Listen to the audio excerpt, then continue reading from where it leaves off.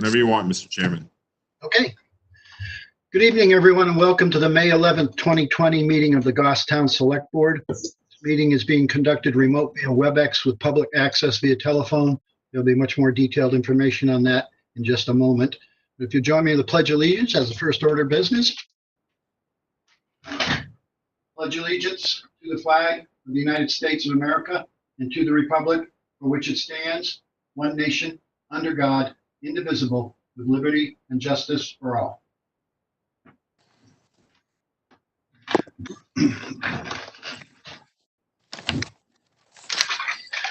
So here's some information relative to the meeting tonight. It's known as the Right to Know Law meeting checklist. As chair of the Goffstown Select Board, due to the COVID-19 outbreak and in accordance with Governor Sununu's Emergency Order Number 12, pursuant to Executive Order 2020-04, this board is authorized to meet electronically. Please note that there is no physical location to observe and listen contemporaneously to the meeting, which was authorized pursuant to the governor's emergency order. However, in accordance with the emergency order, this is to confirm that we are doing several things. A, providing public access to the meeting by telephone with additional access possibilities by video or other electronic means. The town is utilizing the WebEx platform for this electronic meeting. The public has access to contemporaneously listen and, if necessary, participate in this meeting through dialing the following telephone number, area code 603-766-5646. Again, that's 603-766-5646, and using the participate code 785-645, followed by the pound sign. Again, that's 785-645. And make sure you follow it with a pound sign. B, providing public notice of the necessary information for accessing the meeting. The town previously gave notice to the public of how to access the meeting using the available telephone number with a posted agenda. C, providing a mechanism for the public to alert the public body during the meeting if there are problems with access. If anybody has a problem with telephone access, please call 603-384-3624 and will provide assistance. D, adjourning the meeting if the public is unable to access the meeting. In the event the public is unable to access the meeting, I will adjourn the meeting and have it rescheduled at that time. Please note that all votes that are taken during this meeting shall be done by roll call vote. We'll start by the meeting by taking a roll call of attendance. When each member states their name, their presence, also please state whether there is anyone in the room with you during this meeting, which is required under the Right to Know Law. I'm Selectman Collis Adams, and there is no one present with me in the room at this time. Peter Georgiantis, there's no one in the room with me at this time. Kelly Boyer, there's no one in the room with me at this time. Chet Bowen, there's no one in the room with me at this time. And I'll also note that Selectman Mark LeMay is not present. He's at home. He's recovering from some surgery, recent surgery, so we give our best to him. He won't be joining us tonight.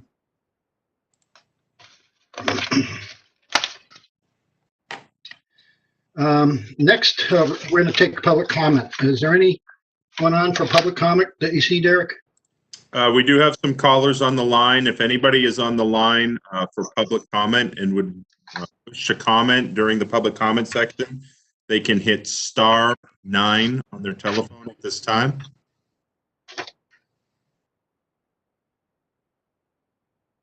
I do have one comment. I'd ask that when I unmute, that you identify yourself and provide your address for the board.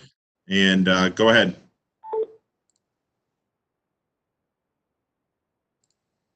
Oh, that number just dropped off. There was one person on for public comment that raised their hand, and as soon as I unmuted them, they dropped off. So No one else? nope, nobody else. I'd also like to add that you can access by watching the meeting live on Goffstown Television Channel 22 or on the GTV Facebook page. But you should be aware that Facebook will not be monitoring for public participation during public comment. Residents interested in participating in public comment should call the public telephone access number that was previously given.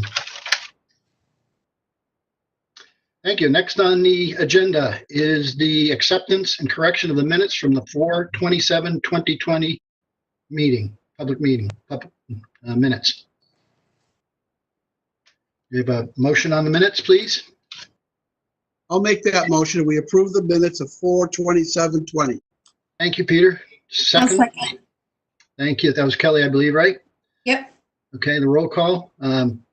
Adams, yes. Boyer, Yes. Georgantis, Yes. and Bowen. Yes. Mark's not here. Thank you.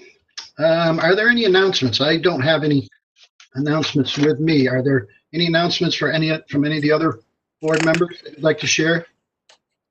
Carlos, I'd like to share the display of support for the nurses at the Hillsborough County Farm the other day, at the Hillsborough County Home the other day. Anybody that got a chance to see it, it was pretty awesome, with Goffstown, Boston, I believe Ware, and the Sheriff's Department. I thought that was pretty awesome, and I continue to support our public safety officials, fire department, police department, and DPW to get out in the community as much as possible. Yeah, thanks, Peter. I would agree with you. I also honk my horn very loudly every time I go by. Any other announcements from board members? Okay, seeing none, we have an appointment at 6:15. Why don't we jump down to the town administrator's report and get started on that? Okay, I will let you know that we do have Mr. Haggerty. He has called in and he is on the telephone, but we can wait for that appointed time. And Okay, great. take him at 6:15 in case anyone saw that time advertised. At tab 6A of your packet, you have the committee meeting schedule for this week. Tomorrow night at 6 p.m., the Sewer Commission is meeting. I believe Selectman Bowen. Yep, I'll be there. Okay. And on Thursday at 7 p.m., the Planning Board is meeting. I'll be there. I have my packet. Okay. And then just a reminder that next Monday at 6 p.m., the board has a special meeting to make up for Memorial Day. So we will be meeting next Monday at 6 p.m. At the next page is the consent agenda. You have employee status reports for rehire of 2 Parks Summer Ground seasonals. You have a betterment assessment warrant for the Lynchville Danish Park Water Betterment Assessment in the amount of $20,637.84. You also have the first half property tax warrant in the amount of $20,935,512.40. Thank you. Anyone? Motion to Motion to approve. Agenda is presented. Okay. Okay. Kelly, motion to approve, second by Peter. I vote yes. Kelly, Yes. Peter, Yes. and Chet. Yes. Okay, the motion passes 4-0. Again, Selectman Lemay is not present. All righty. Next page, you have assessor's recommendations. You have a report of excavated material and gravel tax warrant for tax year 2019 for map 6, lot 11-1. You also have a notice of intent to excavate for the tax year 2020, recommended for map 6, lot 11-1. Both are recommended. Thank you, Derek. Motion to approve the assessor's recommendation as presented. Thanks, Second. Peter. Second by Chet. Thank you. A motion and a second to approve as recommended. Adams is yes. Kelly, Yes. Peter, Yes. and Chet. Yes. Thank you. Motion passes unanimously 4-0. At tab 6D, you have a memo from the Public Works Director. The Sewer Commission had alerted him on Friday of necessary repair to private sewer connection at 29 Glenridge Avenue. It's currently under moratorium until May 8th, 2023. The town's street excavation rules do provide for circumstances warranting waiver of the moratorium. Again, this would be emergency repairs that are needed for an existing service that has failed. That would be included. It does require select board approval, and there is a recommended motion in your packet. I'd like to make a motion that we recommend the approve the waiver moratorium for a private sewer service repair at 29 Glenridge Ave, contingent upon the applicant signing a road moratorium guideline agreement with the typical street excavation permit application to DPW. Also with conditions set forth by the DPW director, which was issued to us earlier by email. Thank you. The motion's been made by Peter. Do you have a second? Chairman, can I just clarify one thing? Yep, sure.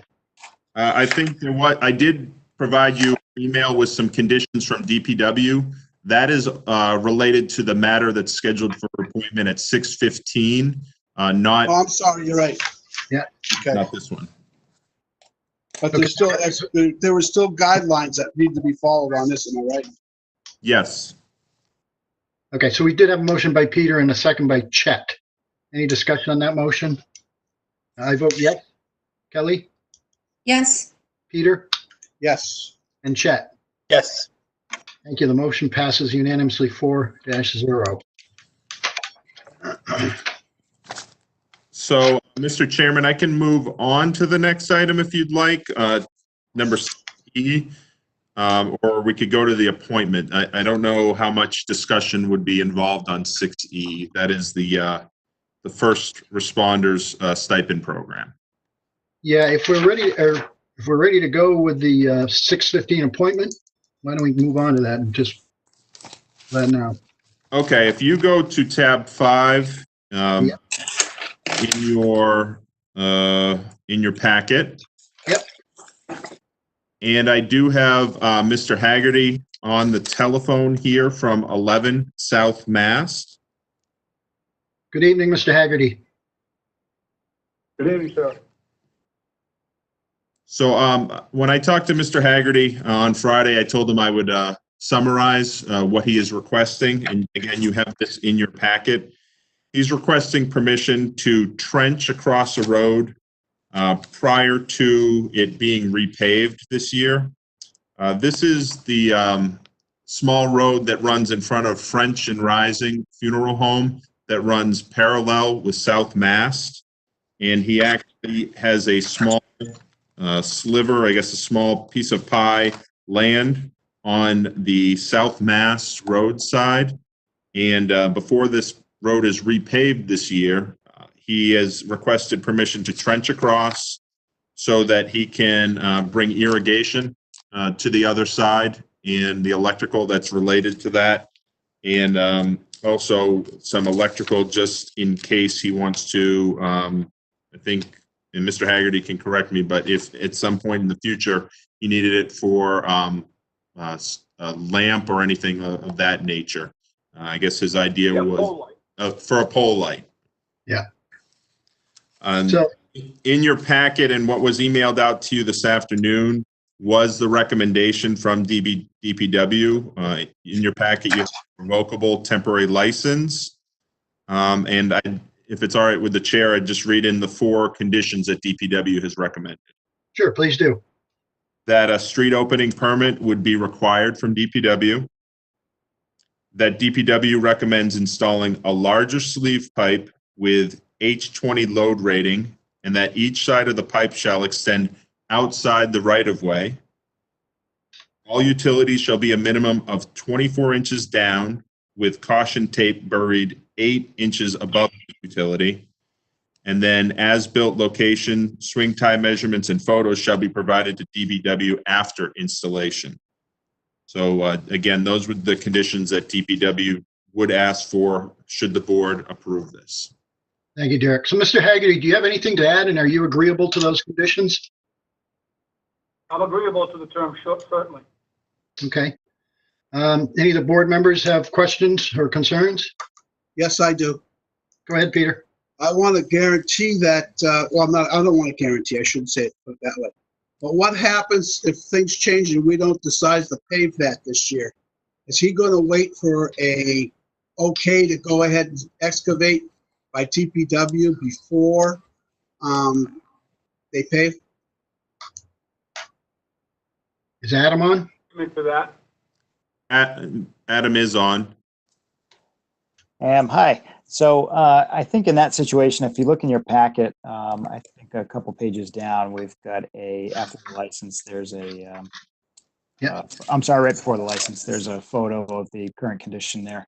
Pretty rough. I would think if Mr. Haggerty's amenable to it, if for some reason we don't end up paving, if he just does a regular trench repair that we would normally require with a street opening permit, it wouldn't be under moratorium, of course, yet. So it would just be a pretty simple trench repair.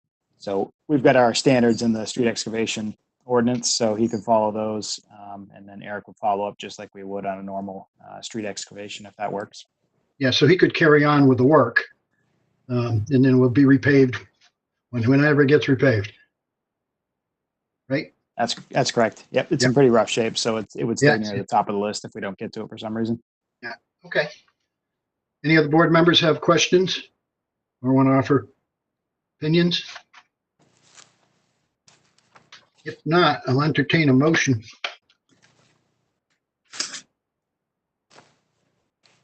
I'll make a motion, we approve the agreement for the trench to go across the road. I'll second. Thank you. Peter made the motion and With the conditions that were presented tonight. yeah, thank you. Peter made the motion. Kelly seconded the motion. Is there any discussion on the motion? Okay, I'll call the vote. I say yes. Kelly? Yes, Kelly? Yes, yes, she said, yeah, I Peter? say yes. And Yes, Chet, yes. Yes. Okay, thank you. Motion passes unanimously 4-0. can I ask just one question, Collis? Sure. Of the other members, does it keep cutting out on you or is it just mine? Yours cuts out. You cut out every once in a while. I think it's just you that I noticed. Okay, maybe I need to use a different laptop or something, or different communications, but it just cuts out like you'd be talking and I won't hear what you're saying. So, Mr. Haggerty, they did approve your request, and I will be in touch about the necessary waivers and permits tomorrow, okay? Thank you very much, Eric. Thank you, Select Board. Yep. Good evening, Mr. Haggerty. I know. Right. Okay. Let's see. Okay, so I think we had left off at the Town Administrator Report, tab 6E. Correct. Yep. So this is on Monday, May 4th. The governor announced, he announced a couple things on last Monday, which kept staff quite busy last week. But one of the items that he announced was the First Responders COVID-19 Stipend Program. This was a program being offered by the state using the Federal CARES Act funds that came into the state to provide an 8-week and 2-day stipend from May 4th through June 30th to all first-time responders. Those first-time responders that work and are available full-time during the week would qualify for $300, and those part-time responders would qualify for $150. In your packet, I've included the copy of the information on New Hampshire Homeland Security and Emergency Management about the program, as well as their frequently asked questions that go into who would qualify for that stipend, how to make those distinctions. But tonight, myself, as well as the police chief, the fire chief, and the finance director are making the recommendation that the board accept and expend the CARES Act funds in the amount of $130,499.82 for participation in the stipend program, and direct finance to pay that to eligible first responders on a weekly basis. And we'd be happy to answer any questions you might have. I'll make the motions for discussion. Thank you, Peter. I need a second from, I'll second. thank you, Chet. Motion by Peter, second by Chet. Is there any discussion on the motion?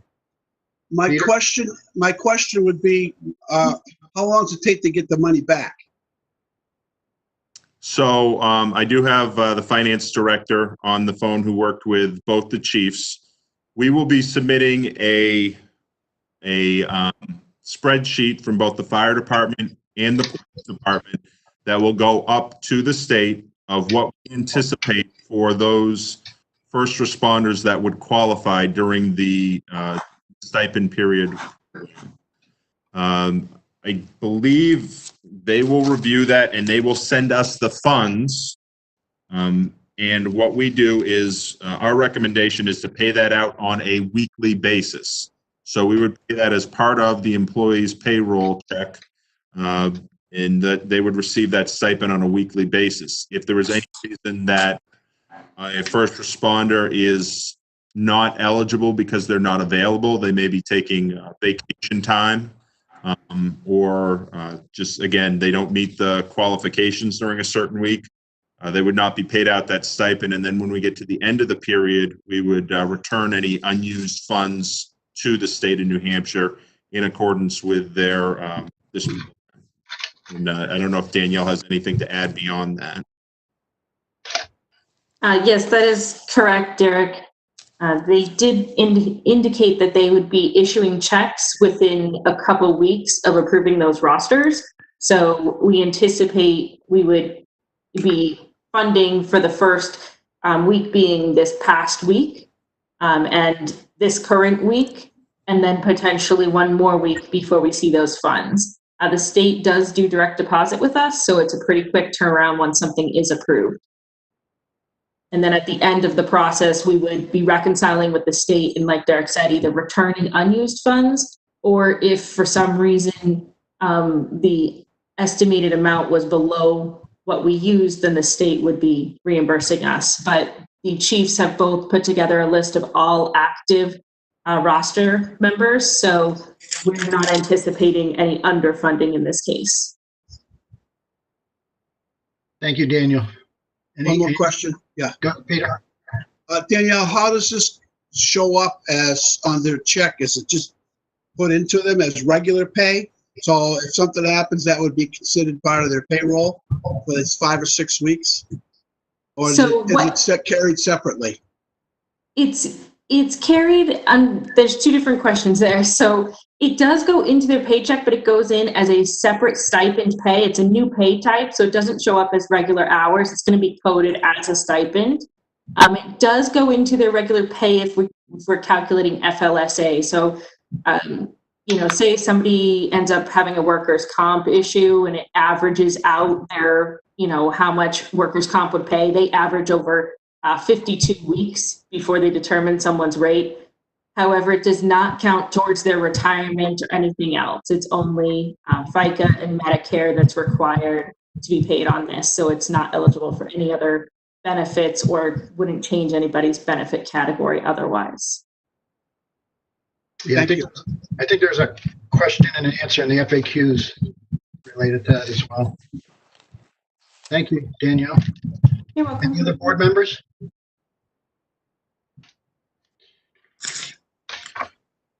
All right, we do have a recommended motion.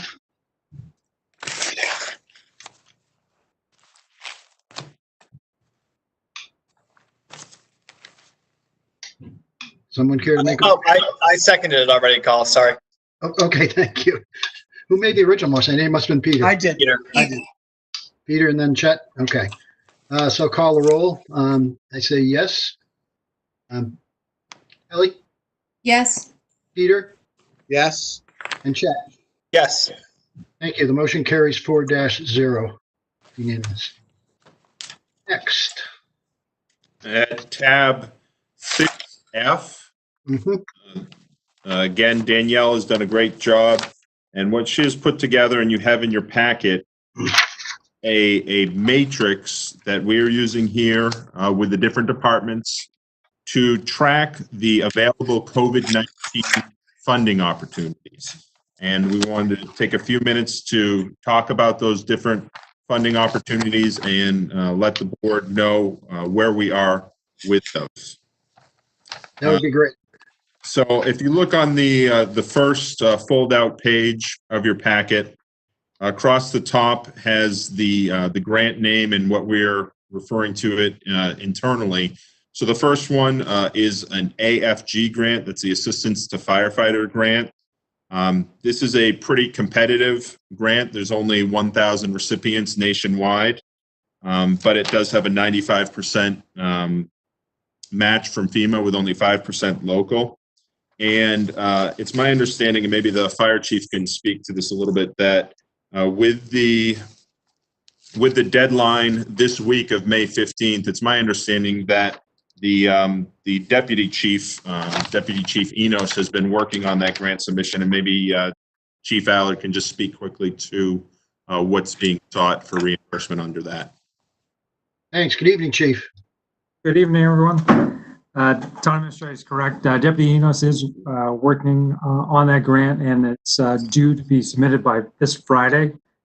Last week, and I think Derek's going to talk a little bit about the Department of Justice grant.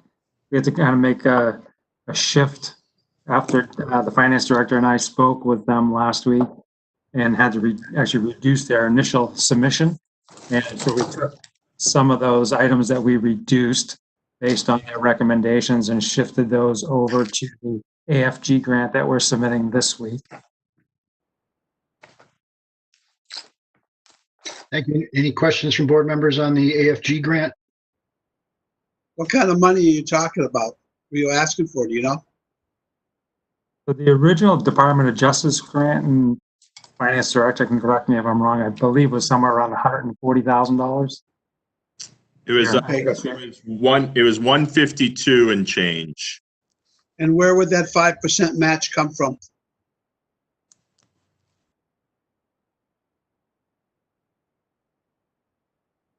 Something this board and the EOC team is going to have to decide on moving forward.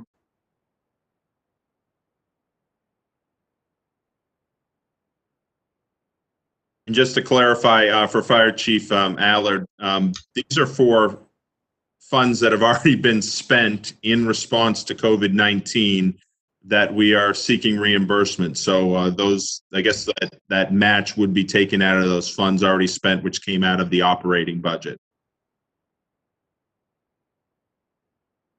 Thank you. Peter, you want to follow up? Well, if I just understand what Derek just said was, we're going to get the 5% match, and if it's 150,000, that's a chunk of dough, $7,500 or so. That's going to come out of what we're getting reimbursed from the state. Is that what I understood? No, this grant is a reimbursement for funds that we've already spent. The town has already spent in response to COVID-19. So we've already spent these funds. They include personnel hours. They include equipment. This is funds that have already gone out for efforts that have already been made. This is really to seek reimbursement for 95% of those funds that have already been spent. Okay. Other board members? Okay, let's go on to the next one, please. The next one is the Department of Justice grant, the DOJ grant that is for first responders. Again, this was originally submitted by the fire department and the finance director for an amount of $152,168.43. After talking with the Department of Justice and Homeland Security last week, there were some items in there that were ineligible, and those have been removed. Everything's been resubmitted, and you'll see that's been for an amount of $48,931.09. Again, that's for expenses already incurred, and those ineligible expenses under that grant have been moved to the AFG grant, and if they don't go on to the AFG grant, it will go into one of the three remaining that we have highlighted for you tonight. Mr. Chair, I have a question. Yes, Kelly. Thank you. Derek, this is rolling submission. So are they looking at the money we've already spent, but if we held off in submitting, is there a potential to get more reimbursement? I think the finance director can answer that question. Yes, so at this time, they do have a rolling submission. However, it's while the funds are available. So they indicated it would be best for us to submit early for what we have already incurred. And then part of what reduced the cost was initially they told us, go ahead and put in everything.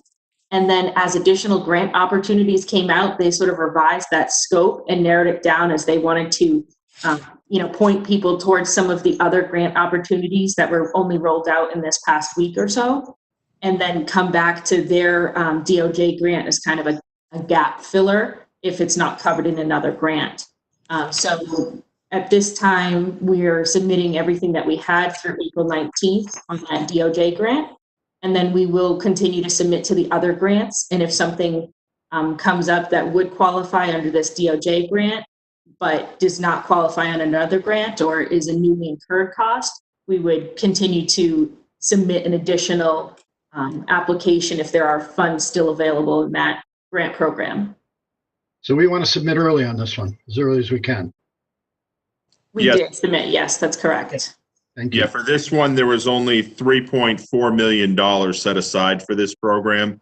And there was discussion amongst the EOC staff that some of the bigger cities and their first responder forces could eat those funds up really quick. So that's why there was a rush to get an initial application in the door for this.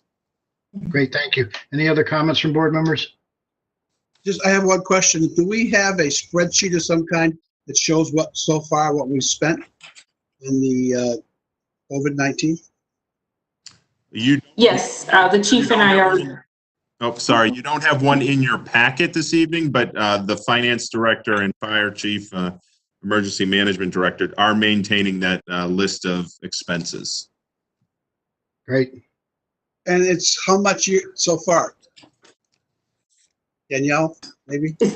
Through April 19th, the number was the 152,000. It's continued to go up slightly. However, it depends on the purchases. Some of our remote work purchases and items of that nature have slowed down a bit, while our PPE is starting to gear up a bit more. So that number continues to be kind of a moving target. But at this point, we're still under the 200,000 mark as far as all of our overtime and expenses and everything at this point.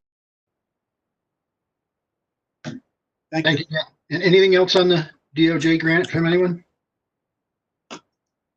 Okay, thanks. Let's move on to the Homeland Security Emergency Management. Yes, the Homeland Security and Emergency Management that you see in the middle column there, that is your traditional FEMA reimbursement for a declared declaration. It's a 75% match from FEMA and a 25% match.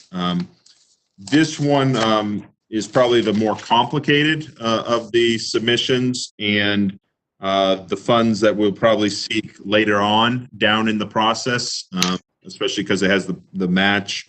And some of the other funds have deadlines that come due quicker. So this one is, again, this is the traditional FEMA reimbursement that the town seeks after a declaration that's out there. So have we identified any resources and hours that we can donate towards a 25% match?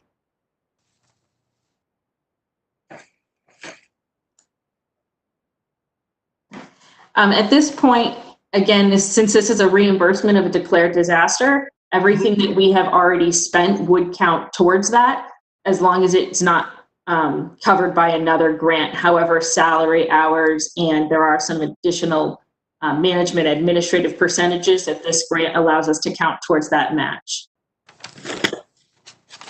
Thank you. Other board members have questions?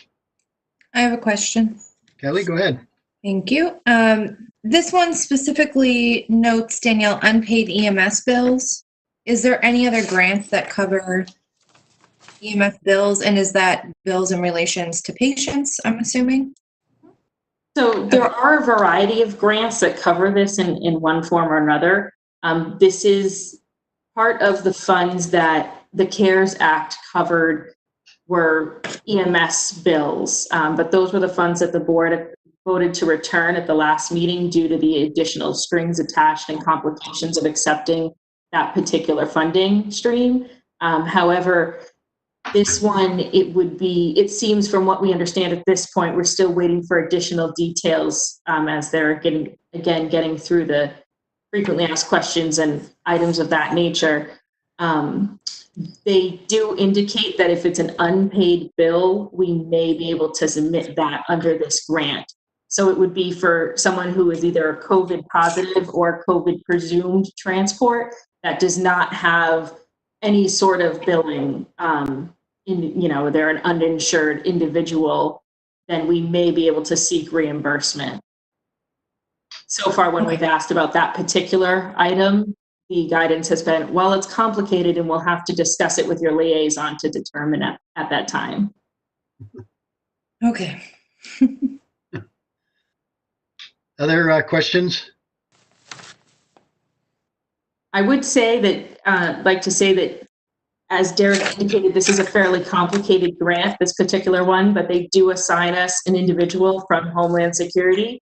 Her name is Liz, and the fire department has been in direct contact with her, and the chief, deputy chief, and myself are in a kind of a ongoing email thread with her to make sure we stay in the loop about everything, and they are assigning her to our case. So as we submit the grant, she will be working with us directly and walking us through the process and helping us determine what's allowed and what's not.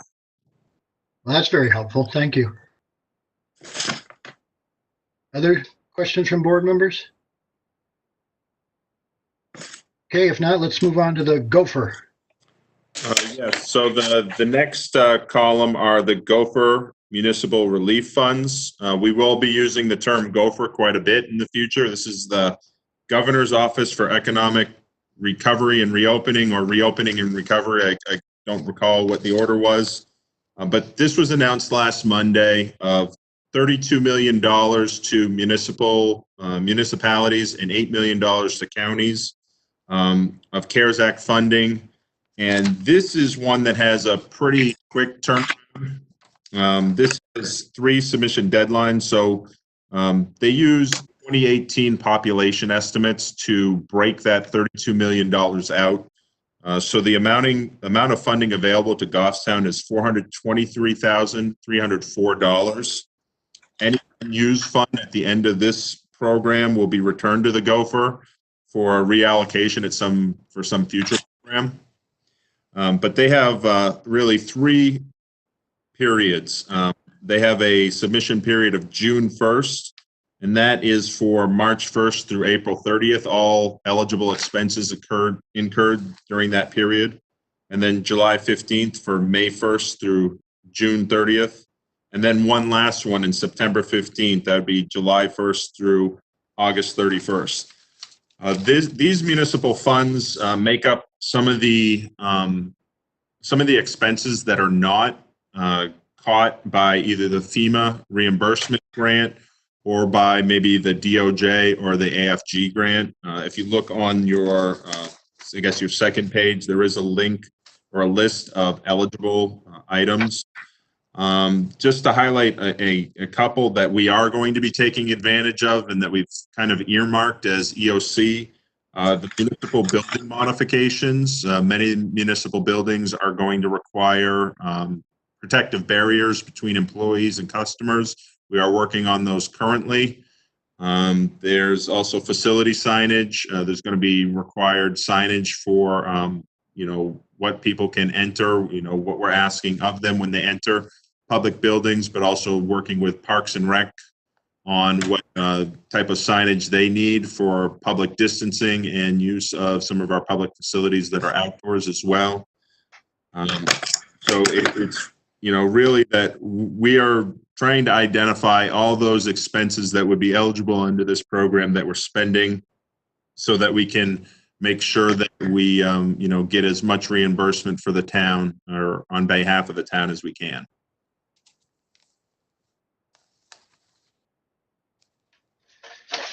Questions from board members on the Gopher?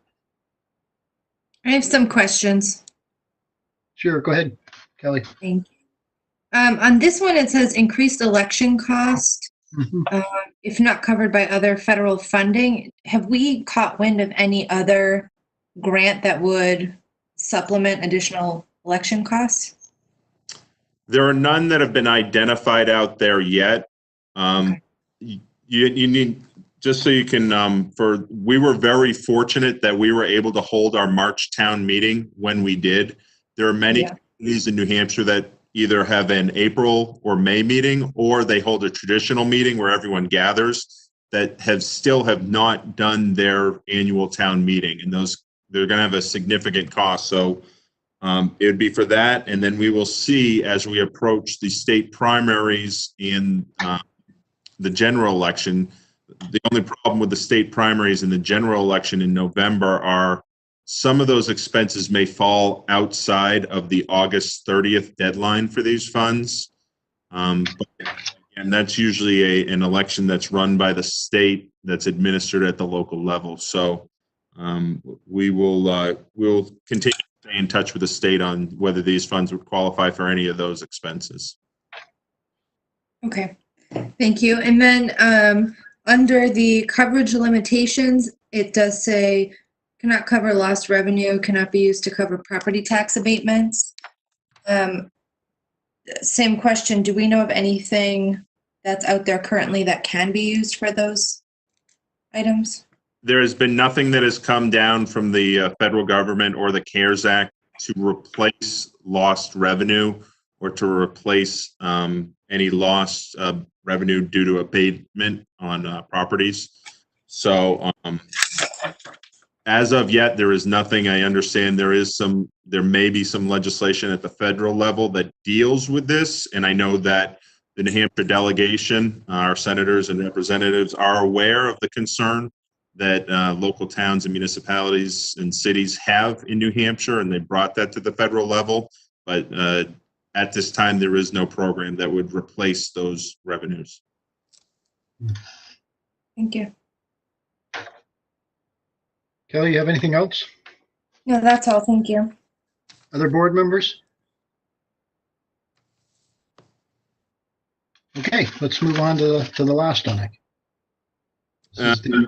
The last one is, once again, this is CARES Act funding that was voted upon moments ago by the board. This is the first responder stipend program. Yep. So this is an amount of $130,000, round up to $500.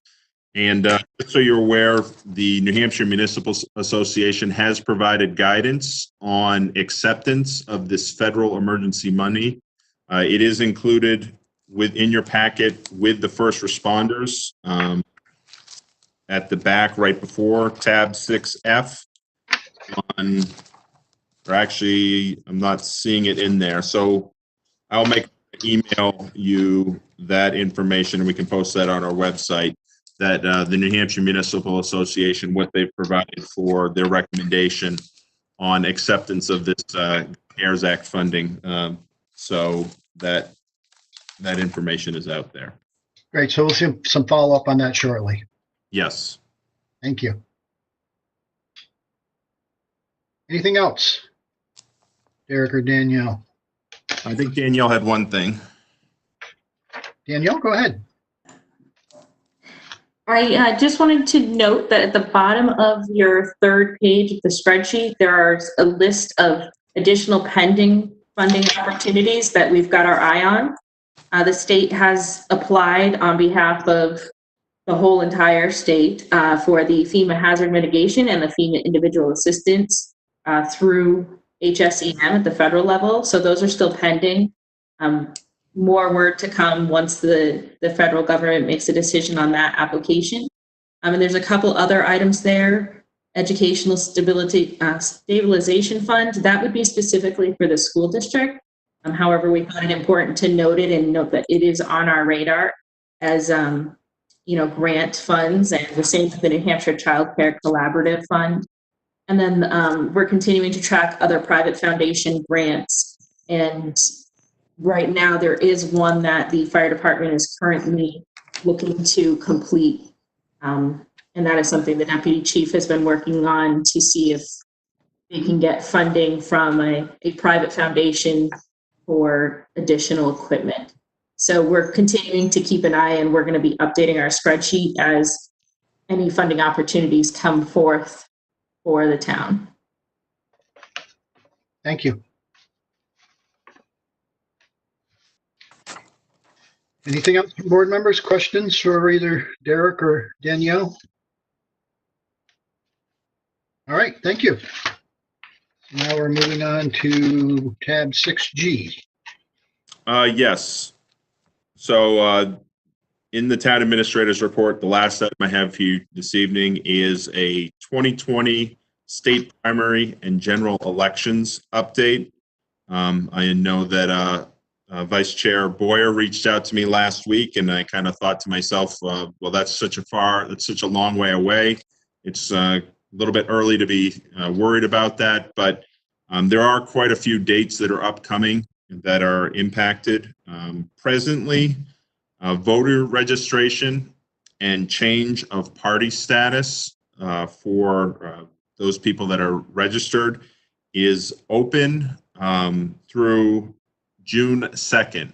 On June 2nd, the supervisors of the checklist have a mandatory session that is required. It's a statutory requirement that they finalize the checklist for the September state primary. And shortly, immediately thereafter, there's the filing period for all offices for state primary election. So we have reached out to the supervisors of the checklist, and the clerk and I are working with them so that they can meet that requirement. But we are also considering whether that we can provide some type of, whether it's a drive-through meeting where those people that are interested in registering to vote and identify themselves for a specific party, or do a change of party status so that they'd be eligible to file, that they can do that. So we're working out the details, and I hope to have more information for you next Monday on your meeting on that. So Derek, you do this in the back parking lot?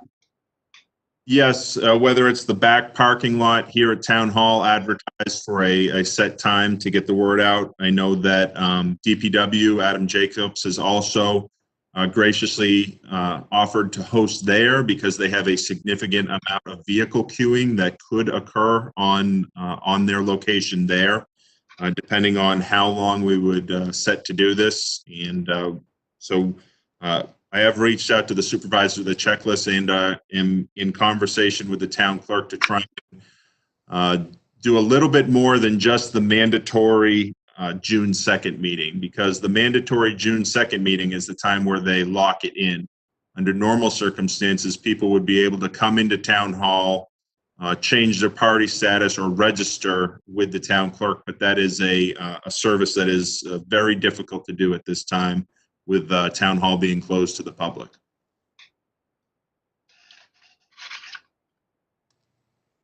Thank you, Derek. Anything from board members relative to this item? If we were going to do a drive-through type thing, would we do it at maybe both ends of town? You're just going to do it in the village? I think we could consider doing it at multiple locations at different times. I think, or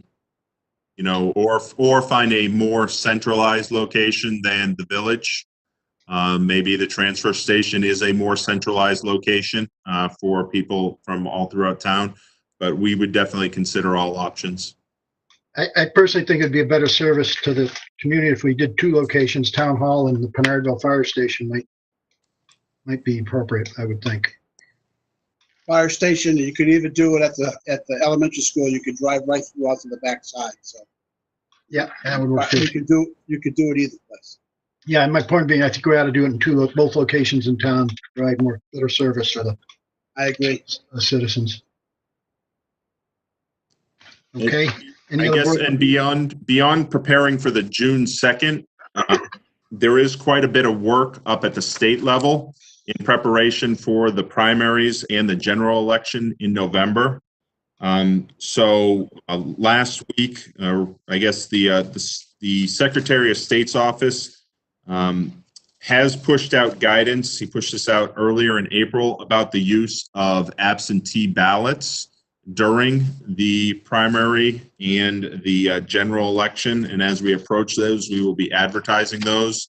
But there will be a process for those registered voters that are concerned about their exposure to COVID, that they would deem to qualify under the definition of disability, and they would be able to request an absentee ballot.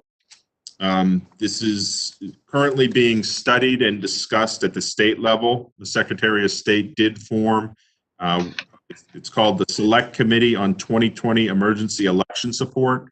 This is a 6-member committee. We're fortunate that Representative Barbara Griffin is on this committee and has been in touch with both me and the town clerk about some of our concerns and questions about this as we prepare for those.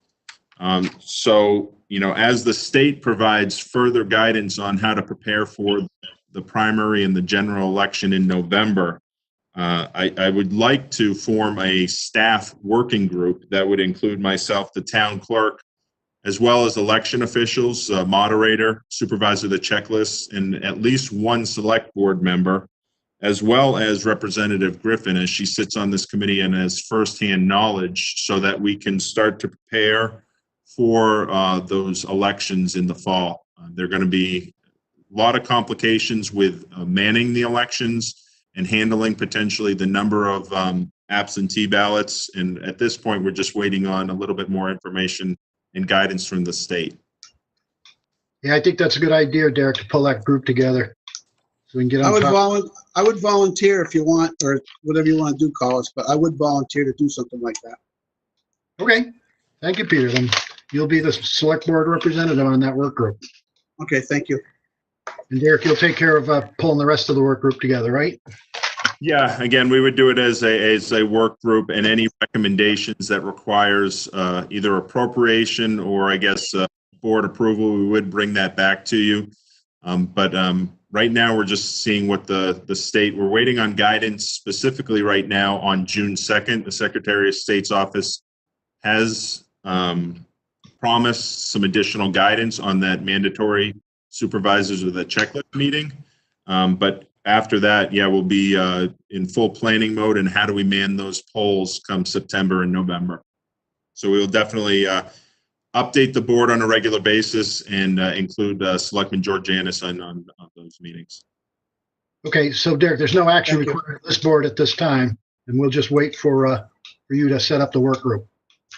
Yeah, there's no action. I just wanted to bring it forward to your attention. Again, when it came to my attention last week, I kind of thought, well, this is a long way off, but this is going to take a significant amount of planning and resources on the town side.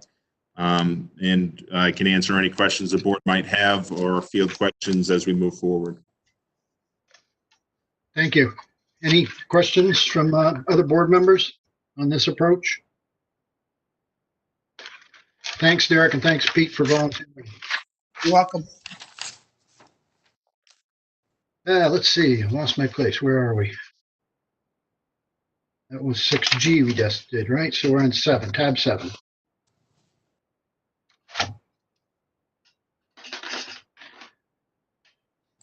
Well, this is old business, new business, and action matrix. You know what, Dave, just run through this. I mean, we've got it in front of us, but if you can just run through it quickly. Yes, under new business, I didn't have any new business that hasn't already been addressed. Under old business, I did put on there the Wallace Road roundabout discussion. I know that the board received their first presentation on that at your last meeting.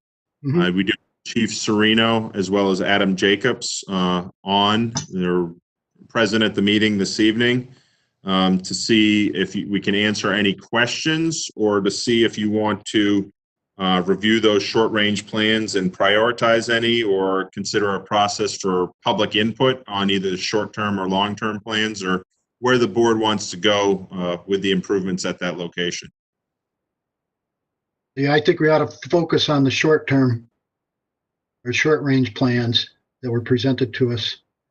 Mr. Chairman, Yep, sure, Pete.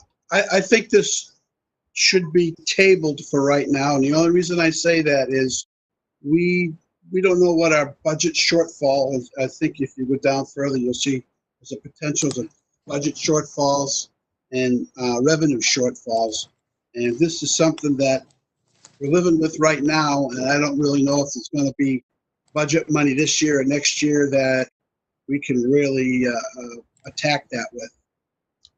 No, I would agree, Pete. I mean, there's no action required of this board really at this time. I think this is more just a placeholder to keep it on our radar and keep it in front of us. But yeah, certainly budget's going to be a big piece of this. Other board members?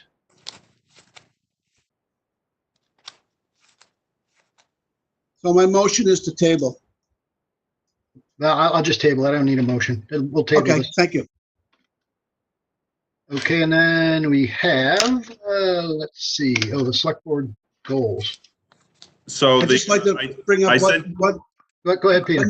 I just want to bring up one more thing. I know it's been in the action matrix and questions about the master plan update. I spoke to Chairman Griffin, and she's going to approach the planning board on with it on Thursday night, just to go over what's done so far. So if anybody wants to, then you'll be able to find out where we stand on that. We've got partial. We haven't got it all done yet, but she told me she was going to update the planning board, which, as we all know, the master plan is a function of the planning board. That she would update the board on Thursday night. That's good to know, Peter. And you'll keep us up to speed. Yep, as soon as I know, you'll know. Thank you. What else, Derek? The next item I have under old business would be the 2020 select board goals. I did send out a draft copy on, I don't know if it was Thursday or Friday, that had, was for the most part pretty complete for human resources as well as project management.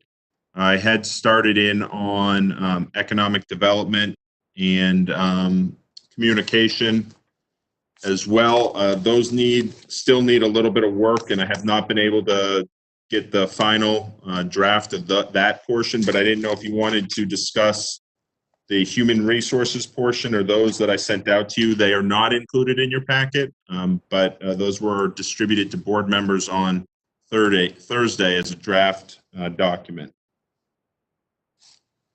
Okay, so I'll throw it out to the board members. You give Derek any additional feedback on our goals? Yeah, so Derek, on the economic development, I think we wanted to add the sector by sector approach, operationalizing the actual council itself and doing a sector by sector approach with a transparent schedule that allows for any current businesses to know where our focus will be at any given time. Other than that, it looks like you caught most of the things we discussed. I think, Derek, you were monitoring the meeting Wednesday night, right? Yes, I listened to the entire Economic Development Council meeting Wednesday night, yes. Right. So I think that was the only thing that we discussed that's not on here right now. Okay. But that's about it for me for now. Thanks, Chet. Others? Feedback on where the goals stand at this point? They've come a long ways, Derek. Thank you for putting that effort in. Let's not let up on the accelerator. Let's keep this thing moving forward. You got additional feedback and comments for Derek on any of the goals, by all means, please get a hold of Derek as soon as possible. Mr. Chair, I'll give you an update on the HR components. I've been working with Derek and we've been formulating a plan for how to process through everything. So as the matrix gets updated, we've been working in conjunction on those things. So we'll keep you updated, but we have a good plan. Thank you, Kelly. Mm-hmm. Others? Input onto where the goals stand at this point? Okay, well, again, I just remind you, if you got suggestions or you want to make changes to it, get hold of Derek sooner rather than later so we can start to wrap this up. Yeah, and Mr. Chairman, I will get the finalized draft version finished up with, again, communications populated and economic development fully populated based on my discussion with Selectman Bowen and the discussion that was that took place on Wednesday with the EDC, and I'll get those out to you midweek. So if anyone has any questions or comments, we can put them into the packet for next week for any final changes and hopefully adoption. Thank you, Derek. And then on the action matrix, we've got the changes to personnel plan and communication strategy. I think you're working on that, right, Derek? That's kind of- Yes, I think what we've kind of rolled those into the select board goals, and I've talked to Vice Chair Boyer about an approach that I think will work once the goals are adopted, that we can move that forward. To make sure they line up. Yes. Yeah. Great. Thank you. Let's see. There was the grants. We already talked about those. And then there was the vehicle reports. Looks like we've just got one vehicle, which is a DPW 6-wheel dump. Has a leaf spring issue. It's scheduled to go to Donovan Spring on the 14th. Adam, any update on that? Is that still a go?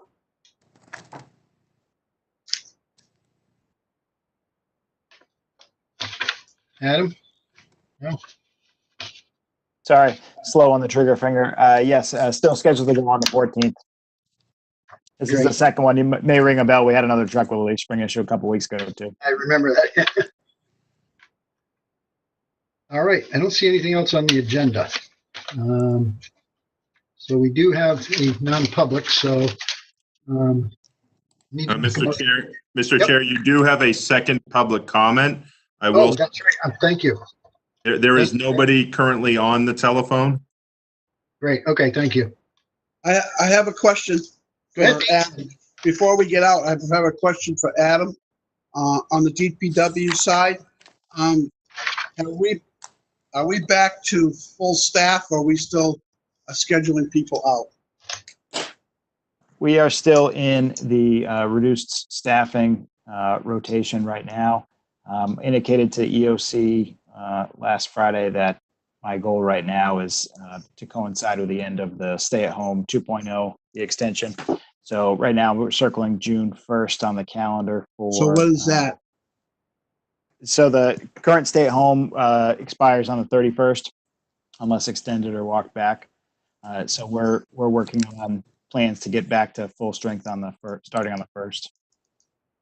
Because I get more calls about the guys being out and questions on that, and I think we need to get a good explanation as why it's still at it when other people and are getting out and working, especially in that type of industry.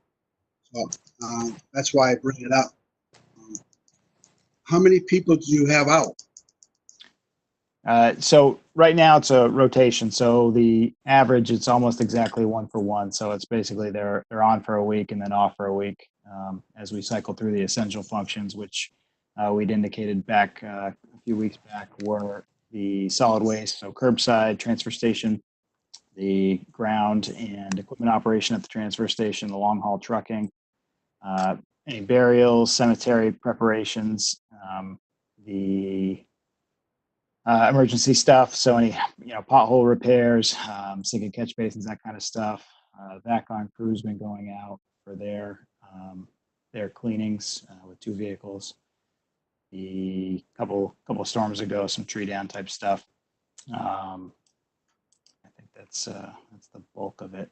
Normal permit, issuances, dig safes, equipment repair. The fleet garage is coming in quite a bit for emergency vehicle repairs and then some of the PMs as they're in. Are there other DPWs that are doing the same thing that you know of? There are. It's responses, just like, if you ask 20 people, you're going to get 20 different responses about where we are as a society in dealing with this, and you'll get 20 different DPW responses too. So it's across the board. Some, especially the smaller crews that have, 4 or 5 employees total, they're understandably so pretty well straightened out. But some places, including Manchester next door, are shutting transfer stations down except for 1 or 2 days a week, that kind of thing. So there's a wide response. I hope you can understand why the people are asking questions. I mean, this is perfect. We're getting right into construction season, and they're not seeing a lot more going on. So they have a tendency to start asking. And me, myself being in town for so long, and I'm sure Paul's the same thing. We get friends and neighbors asking the questions. So I want to have a good answer. So you're shooting for June 1st.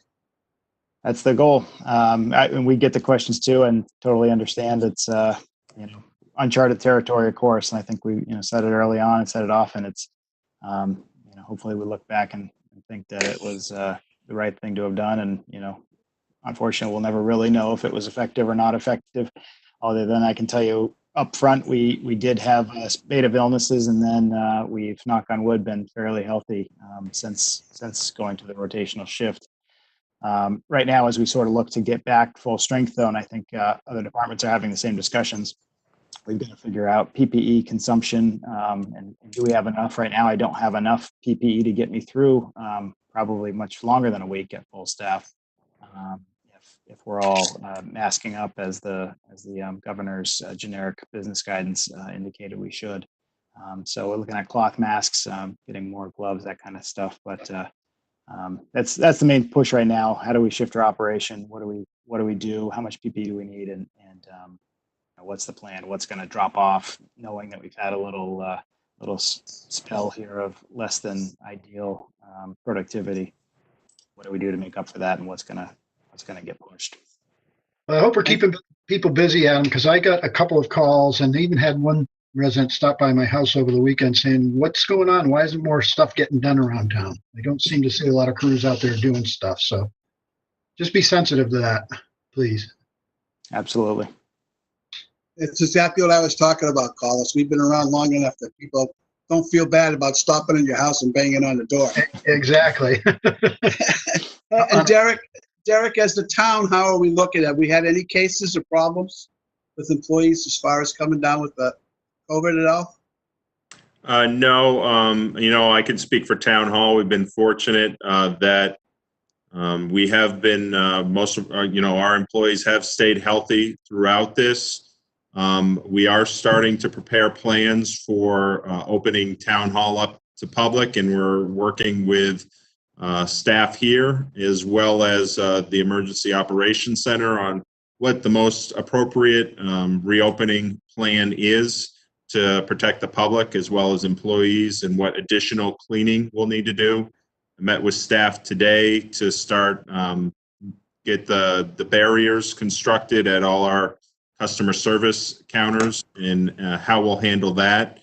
I know, talking with the fire chief, we will be coming out with some additional guidance for employees as the weather has gotten nicer, as Memorial Day starts to creep up, and people have been cooped up for a long time. I think it's time that we need to probably advise employees townwide of what risks are still out there.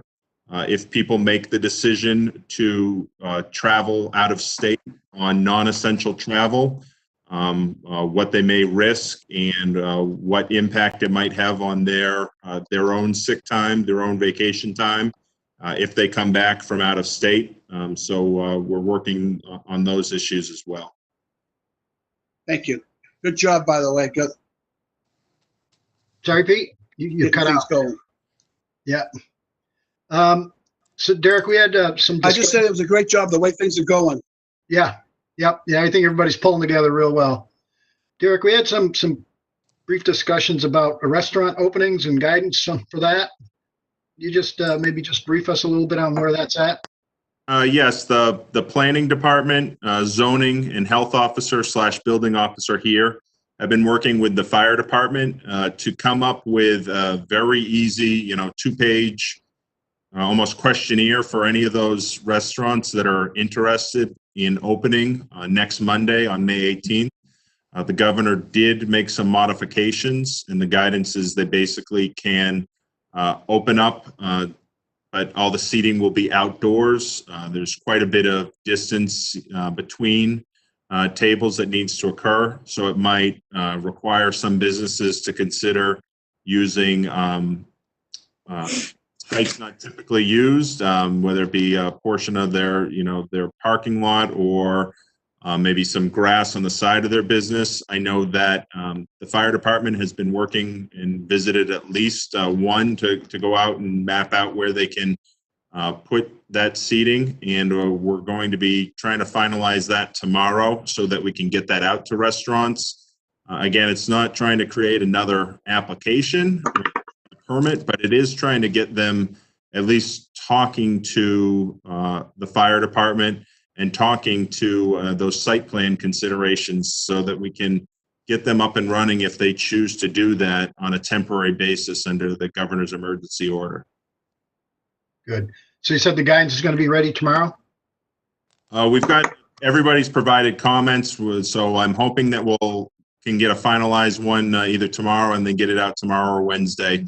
The fire department has already had some businesses reaching out to them, and they have gone out on site to meet with them to talk about best practices and how they can provide those services under the emergency order that was issued by the governor. Good. And you use the standard outlets to get the word out to folks?